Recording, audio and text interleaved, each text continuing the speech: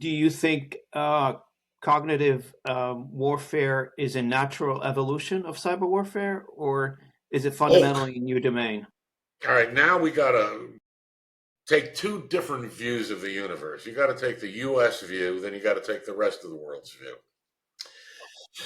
Um, in the EU/UK,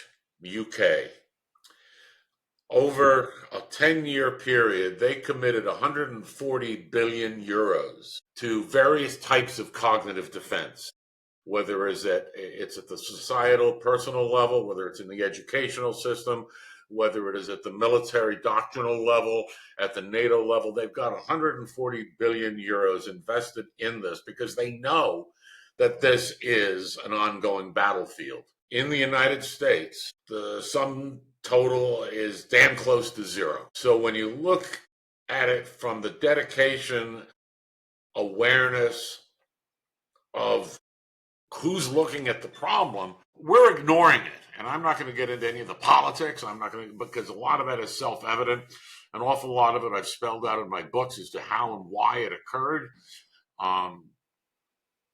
It bothers the hell out of me that I get so much more actionable interaction and with people out of Europe, Finland, England, all over. 20 different countries I tend to deal with over there. So we have chosen not to embrace critical thinking, critical ignoring, all of those things that create a strong mental immune system. We've chosen very consciously to ignore it and blame it on the other guys. So in like in just trying to make it easy for the audience to understand, if an electronic Pearl Harbor was about disabling system, what would be the equivalent of a failure in a cognitive war? Election interference, social media interference, AI driven bots with not misinformation or disinformation. I avoid those terms. I umbrellaed them all under BS, just bullshit.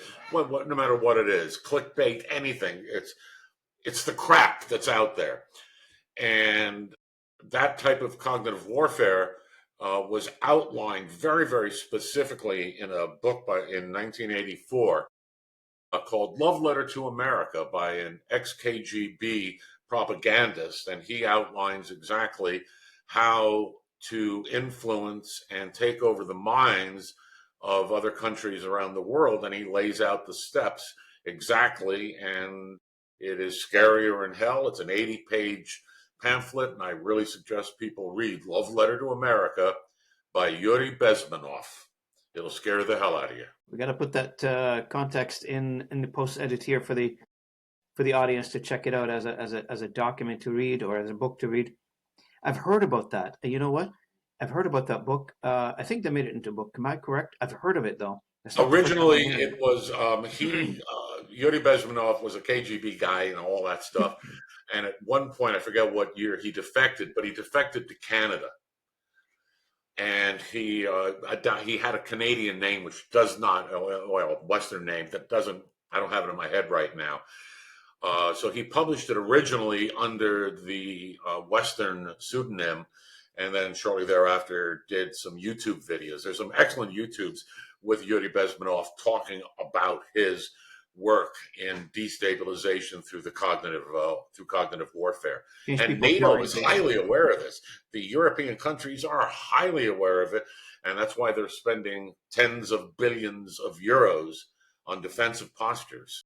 Yeah.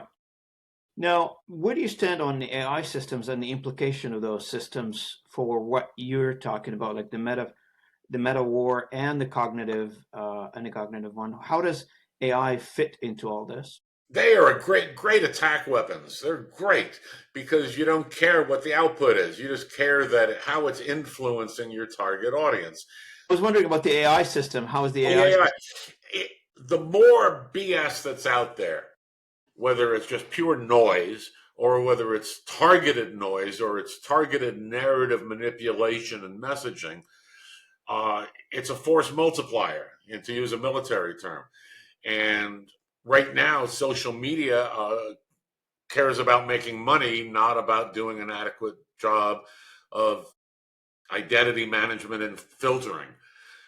without getting political or what's true or not true, I am really in favor of verification that there is a human behind every identity, and that is not a money making proposal for social media.